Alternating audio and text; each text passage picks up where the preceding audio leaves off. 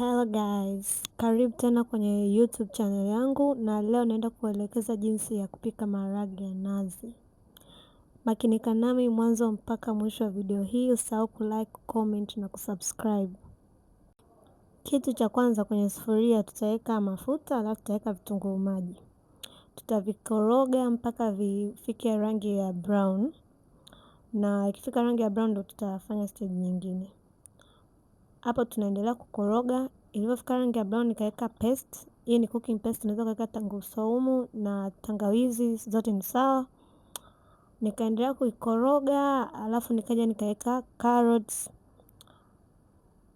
Unaweza kuweka carrots au usiweke, lakini ukiweka itakuwa nzuri zaidi, sababu inaongeza ladha na inaongeza rangi. Rangi yako inakuwa nzuri. Nikaendelea kukoroga carrots mpaka zikaiva vizuri, alafu nikaweka maharage. Niliweka maharage yangu nilikuwa nimeyachemsha, na unaweza kutumia maharage aina yoyote. Nikaongeza supu, unaweza kuweka supu ya aina yoyote unayopendelea. Mimi niliweka supu ya nyama ya ng'ombe. Nikaendelea kukoroga, nikaongeza tena supu, alafu nikaendelea kukoroga. Inategemea na maharage yako ni kiasi gani. Kwa hiyo utaongeza kutokana na maharage yako. Baadaye nikaongeza nazi.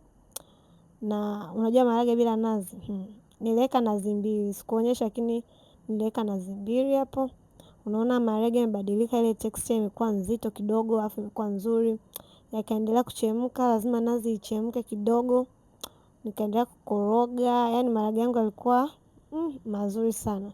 Sikuonyesha chumvi kwa sababu chumvi nilikuwa nimeshaweka. Supu ilikuwa ina chumvi, tena ilikuwa ina chumvi nyingi, kwa hiyo sikuona umuhimu wa kuweka chumvi. Na nikaongeza na pilipili hapo.